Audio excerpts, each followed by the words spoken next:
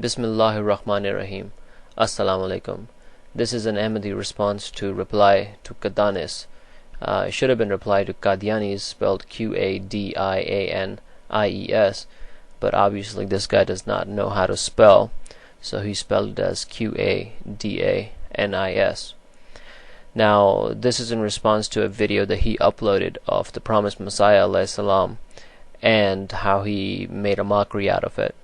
We're going to go and take a look at different clips from his video, and we're going to go and comment on them as we go. So let's go and take a look at the first clip. I'm going to give you a task in which you have to make decision. What I'm going to do is to show you the picture of Mirza Ghulam Ahmad Qadiani.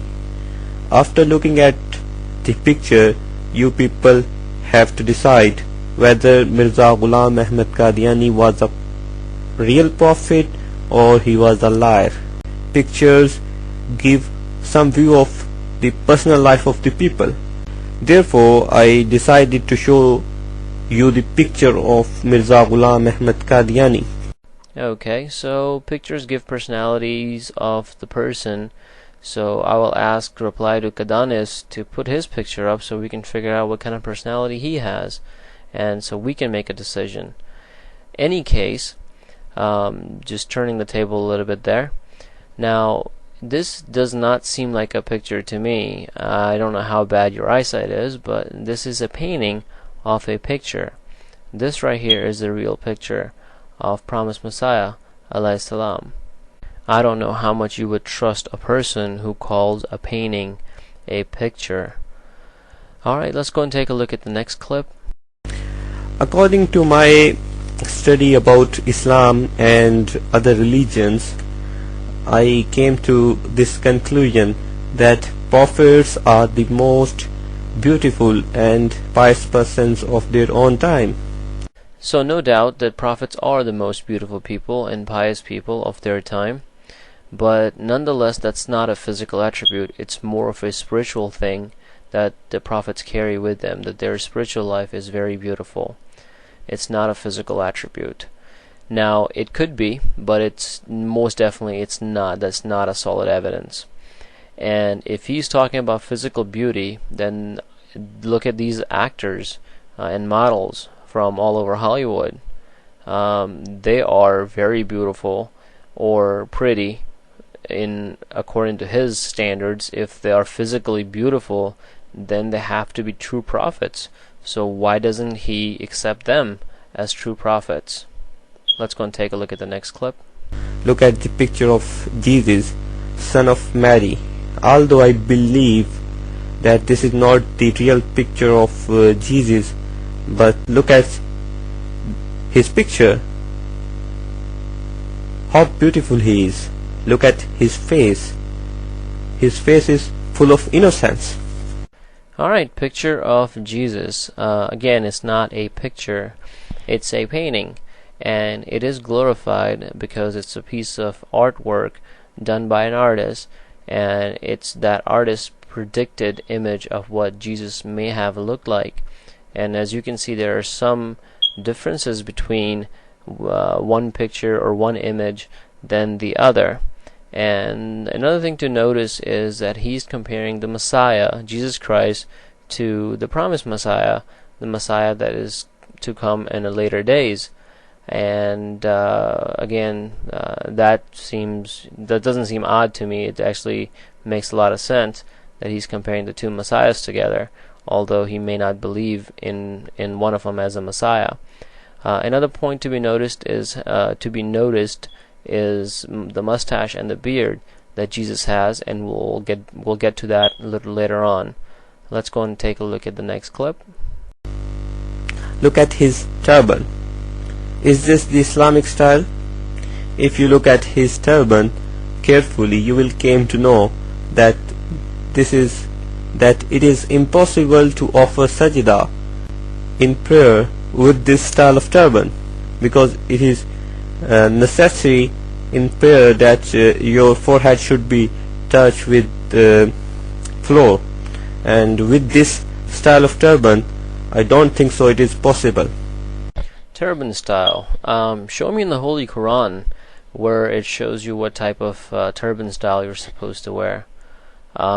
Just look at this picture from the northwest frontier province of Pakistan, and most of these people have pretty thick turbans on.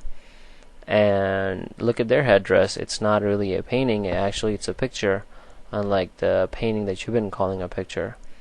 And how do you know that it's impossible to offer sajda with this? Have you tried it? And then he says, I don't think so. Maybe that's the problem, that you don't think, and it's just a matter of opinion. It's not a factual thing you're talking about. You're just rambling on whatever comes to your mind. Alright, let's take a look at the next video clip. Look at his eyes. His right eye is smaller than left eye. Look at his mustache. Does Islam allow this? I don't think so. Again, it's a painting, it's not a picture, so it's not going to be perfect. And let's just for a moment say that he is right and what he is saying is true. Does Allah Ta'ala give him the right to nitpick on Allah Ta'ala's creation? Allah Ta'ala made all these human beings. Does Allah Ta'ala give him the right to make fun of how Allah Ta'ala has made somebody? Now, the second thing he talked about was a mustache, and he said Islam does not allow that. And then again he said he doesn't think so. Again, it's a matter of his thinking and his opinion and not the facts. Go back and look on your YouTube page, and you will see this person right here, Dr. Tahir Al-Qadri. You've uploaded quite a few of his clips on your site. He has a mustache. I'm sure you can recognize this picture. Jesus, look at the pictures of Jesus, and I told you about the beard and mustache that Jesus has. Now, if he's gone for, according to the Muslims, Jesus is gone for 2,000 years with his physical body. So when he comes back, he's going to have a pretty long beard and pretty big mustache. So his reply to Qadiani is going to ask him to shave his mustache? Again, I would use his words and say, I don't think so. Alright, let's go and take a look at the next clip. I don't want to criticize on the personal life of the people, and I don't want to criticize on the faces of the people, because it is not allowed in Islam. It is prohibited. Alright, so it's not allowed in Islam, it's prohibited in Islam to make fun of somebody's facial features because Allah Ta'ala has made them. So what in fact he's saying that you're not allowed to do, he does it anyways. So he's saying one thing and does another, and he says Islam prohibits doing such a thing, and he does it anyway. So it's not really true Islam that he is following. He's basically picking and choosing what works for him and leaving what does not work for him. That is called munafiqat. That's a hypocrite. So you are a hypocrite, and this is the level of your hypocrisy. And Jews were well known for being hypocrites. So you are a Yehudi sift with your own words and the way you portray yourself. Alright, let's go and take a look at the next clip, and that's the last one. But sometimes you can do this. For example, to speak lie. To lie is not allowed in Islam. But sometimes when you are in severe danger and you are innocent, you can lie to save your life.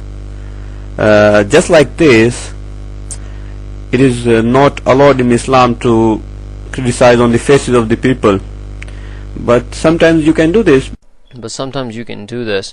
I would ask him to show it to me in the Holy Quran or in a hadith somewhere where it says you are allowed to criticize Allah Ta'ala's creation, and not just any creation, Allah Ta'ala's best creations, the human. Now, again, he compared his actions to taqiyya, which, about the whole lying thing. The Holy Quran says, Lanatullahi lil kazibin, and the taqiyya thing that he was mentioning. Again, I'm not going to get into too much detail on it, but just to cover it up in a few words, is if your soul is content with the lie, that's what taqiyya is. And his expectations of a prophet is way too much. He wants the prophet to have some physical beauty that that should be out of this world. And in the Holy Quran, chapter 25, verse 8, Allah Ta'ala says, "And they say, what sort of messenger is this, that he eats food and walks in the streets? Why has not an angel been sent down on him, that he might be warned with him?"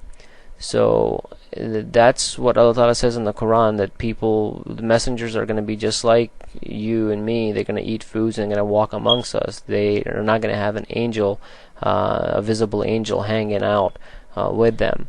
So again, I will end this video here, and I'll say La'natul al-Kazibin again, because this person, Reply to Kadanis, has proven himself to be a superb liar over and over again.